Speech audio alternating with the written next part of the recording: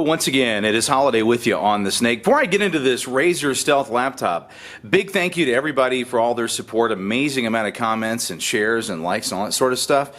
And I kind of feel like for some of the new subscribers, I should explain this a little bit. We're a classic rock radio station in Twin Falls, Idaho. But when we're not saying weird things on the radio, we like to play around with laptops. And as it turns out, I am also a certified tech, along with being a strange radio person. So that's how a lot of these laptop videos came about on the Snake YouTube channel. So again, thank you for all the support.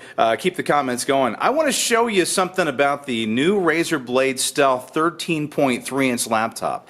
If you're familiar with the previous Razer Stealth, it was a 12.5-inch Ultrabook thing. This is a little bit of a different animal, and it's got a very interesting story to tell, so let's get into it a little bit. All right, first a little bit about the chassis. Typical Razer fashion, this is a completely all aluminum build. It's been called the Black MacBook for a reason. You've got the one finger open of the screen, which is kind of doable, I guess. It's not really a big thing to me, but I'm also not much of a MacBook person. But again, very ultra high build quality. It does show fingerprints quite a lot, and I know there's a lot of other channels that recommend some of the D brand and other skins. I don't know about that. I actually like the look of the laptop the way it is, but the skin would definitely be a good thing, because I have seen some people say that this kind of chassis, the black metallic finish, can ship pretty easy, so maybe that's a good idea.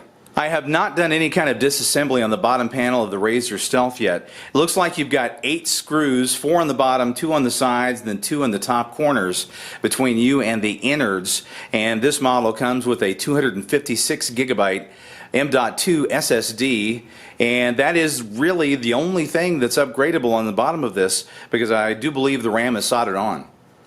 I don't normally do much with AC adapters because most of them are just boring looking bricks. This one of note is one of the tiniest power adapters I've ever seen. This is a itsy bitsy 45 watt power adapter from Razer. Just a very super small footprint on this thing. Just amazing how tiny this thing is. I mean, I know it's an Ultrabook, but wow, Razer. Again, that's a big time bonus though. If you pack your machines around and portability is a priority, not only is the Razer laptop itself small and thin and light and everything, but the AC adapter ain't going to weigh you down neither. One thing I failed to mention is the keyboard. It actually is pretty decent compared to the original Stealth 12.5-inch. I know Razer's made no claims about any kind of improved keyboard from what I've heard, and I can't tell that there's a bunch more travel, but it's a little bit more clicky, and you'd be amazed if that first Stealth keyboard irritated you, this one you might actually be able to get along with. This 13.3-inch Razer Stealth comes with a SHP 1493 screen. It's a 3200 by 1800 resolution. Looks mighty fine. I'm not sure what manufacturers that. Sharp?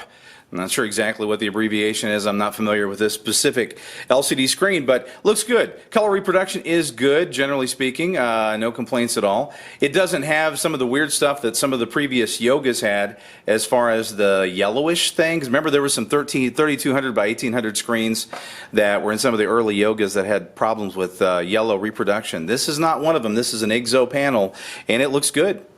Here are some of the components I get asked about most often. That hard drive is a Samsung M.2 256 gigabyte drive. The display adapter, an Intel HD Graphics 620. Yeah, it's integrated.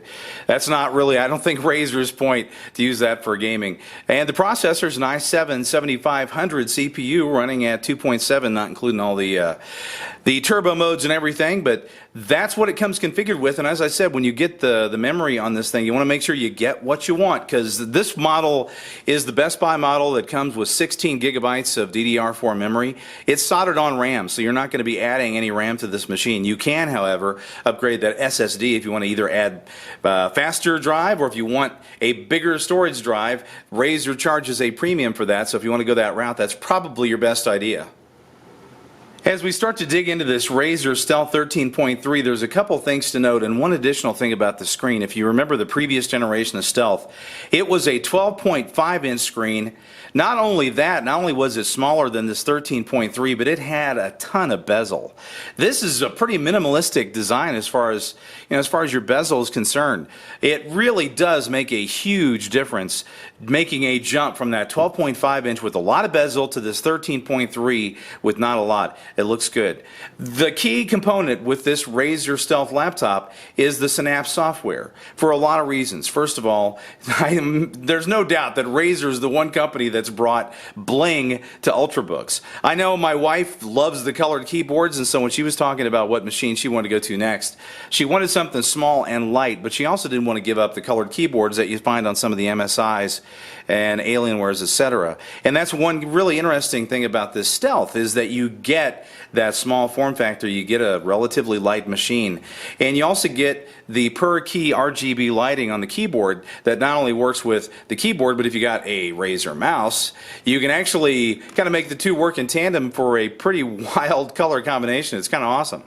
Let's state the obvious. The Razer Stealth 13.3 and the previous 12.5, neither of these machines were ever meant to be a gaming machine in and of themselves. This is meant to be something that you hook up to the Razer Core, you add a dedicated external video card, and that's how you game. And when you want to just do regular browsing or work stuff, then you obviously you run it without the core. As you can see, this can actually do some real basic casual gaming. This is the pre-alpha version of Astroneer that everybody plays on Steam. It really doesn't run bad at all, and it looks good. That's one thing about this screen, is it does tend to make even things that aren't running in native resolution, it tends to make them actually look pretty decent. I'm not going to run through a bunch of benchmarks or gameplay with this. A couple of reasons. First of all, I don't have access to a Razer Core, and to be fair, that's what this machine is meant to hook up to if you want a game. I don't think I would wish the Intel 620 card on my worst enemy if gaming is a priority, but I did want to show you what this machine can do just by itself. This is City Skylines running a 1920 by 1080 at low and medium settings, no anti-aliasing or anything like that. This is actually pretty respectable for a tiny little laptop Ultrabook thing, which does not have any kind of a respectable video card in it. And no offense, Intel, but this is not what your card is made for. And this is a pretty good sized city too, so you've got a lot of CPU stuff going on too. It looks good, and it actually runs okay. But yes, a Razer Core is what you're going to want, absolutely, if you want to game on this thing. Kind of wrap this up. Again, I don't have access to a Razer Core, so I'm going to link to a video that Dave 2D did with this specific model hooked up to a Razer Core to give you an idea of what kind of performance you can expect. I do plan on picking up a Core next time I run into an investment banker that's willing to give me the money and can actually find one, which isn't that easy of a task if you want to go directly through Razer. This Razer Stealth is actually a very nice Ultrabook, and the reason that I cover this when we've actually covered so many pure gaming notebooks on this channel here as of late is if you can get a Razer Core, that makes this machine infinitely upgradable as far as your video power is concerned. Imagine hooking a 1080 up externally to this to where you have a super light laptop you can take to and from work, school, whatever, and then you get home, you have the Razer Core and an external card on end table desk or whatever, and then you can do some really high-end gaming, probably pretty close to native resolution of this screen. This is not an inexpensive laptop. My wife sold her previous 4K yoga and a camera to help pay for this. This, I think, went for $14.99 from Best Buy, so Razer and or Best Buy charging a premium for this. But it's a very impressive model. It is a big upgrade, in my opinion, over the previous 12.5 inch. So if you're looking for an Ultrabook, but you don't want to give up the bling of the color lighting and that sort of stuff, Razer Stealth 13.3 might be an interesting option. As always, if you have questions, comments, leave them below, and I'll answer them as quick as I can. If you want to see something additional with this laptop, and I do plan on doing something if I can get a hold of a Razer Core, let me know, and we'll work on that. But as always, thanks for all of your interaction on the channel. We appreciate it, and we'll talk at you soon.